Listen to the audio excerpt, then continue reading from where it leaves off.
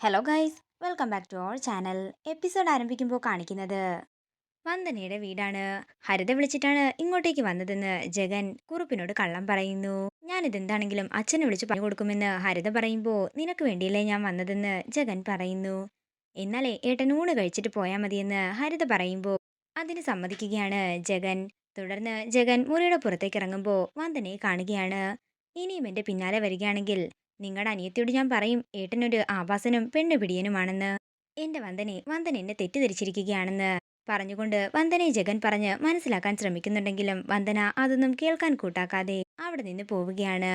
തുടർന്ന് ജഗൻ മനസ്സിൽ പറയുകയാണ്, എന്താണെങ്കിലും വന്ദന എന്റെ പെണ്ണ് തന്നെയായിരിക്കും.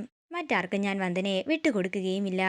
തുടർന്ന് ദിയമോള് ജഗന്റെ അടുത്ത് വന്ന് പറയുകയാണ്, ജഗനങ്ങൾ എന്തോ വലിയ തെറ്റ് ചെയ്തിട്ടാ അമ്മ ഇങ്ങനെ ദേഷ്യപ്പെടുന്നത്. ദിയമോൾക്ക് അങ്കിളിനോട് സംസാരിക്കാൻ കൊതിയായിട്ട് മേല.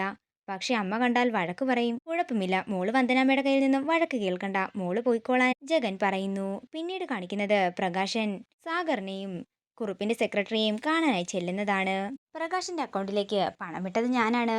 പണം കിട്ടുന്നത് കൊണ്ട് കുഴപ്പമില്ലാത്തത് കൊണ്ടല്ലേ പ്രകാശൻ അതിനെ പറ്റിയൊന്നും ചോദിക്കാത്തത്. പ്രകാശന് എത്ര പണം വേണമെങ്കിലും ഞങ്ങൾ തരാം.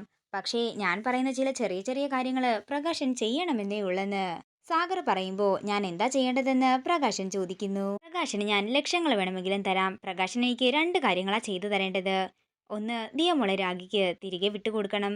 രണ്ടാമത്തേത്, വന്ദന പോലീസ് സ്റ്റേഷനിൽ കൊടുത്തിരിക്കുന്ന പരാതി അതെങ്ങനെയെങ്കിലും പിൻവലിപ്പിക്കുകയും ചെയ്യണം. പക്ഷേ ദിയമോള് ഇപ്പോ വന്ദനയുടെ സ്വന്തമല്ലേ എന്ന് പ്രകാശൻ പറയുമ്പോൾ ദിയമോള് രാഗിയിലേക്ക് എത്തിച്ചേരാനുള്ള പഴുതുകളെല്ലാം ഞാൻ പറഞ്ഞു തരാമെന്നും അതേപോലെ മാത്രം പ്രകാശൻ ചെയ്താൽ മതിയെന്നും സാഗർ പറയുന്നു. ആ രണ്ട് മരണങ്ങളും എങ്ങനെയെങ്കിലും ഒഴിഞ്ഞുപോയാൽ എനിക്ക് അത്രയും നല്ലതാണെന്ന് പ്രകാശനും പറയുന്നു. 20,000 രൂപ പ്രകാശിന്റെ അക്കൗണ്ടിലേക്ക് ഇട്ടുകൊടുക്കുകയാണ് സാഗർ. അതിനുശേഷം കുറുപ്പിന്റെ സെക്രട്ടറിയെ സാഗർ പ്രകാശിന് പരിചയപ്പെടുത്തുന്നു.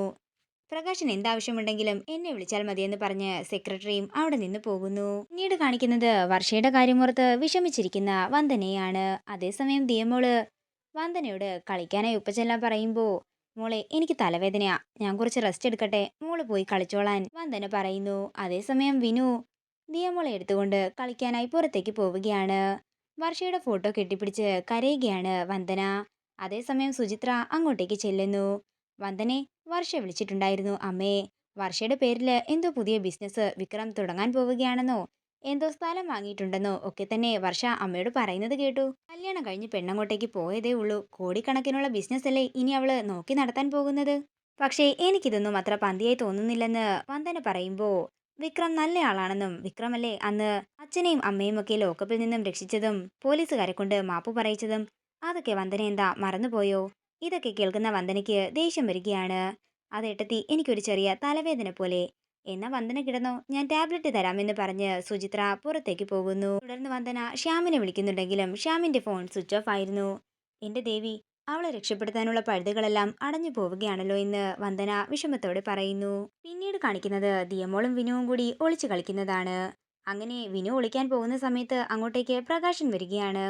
പ്രകാശനെ കണ്ട് പേടിയോടെ നിൽക്കുന്ന ദിയമോളെ കാണിച്ചുകൊണ്ട് ഇന്നത്തെ എപ്പിസോഡ് ഇവിടെ തീരുകയാണ്. വീഡിയോ ഇഷ്ടമായെങ്കിൽ മറക്കാതെ ലൈക്ക് ചെയ്യുക, ഷെയർ ചെയ്യുക, കമന്റ് ചെയ്യുക.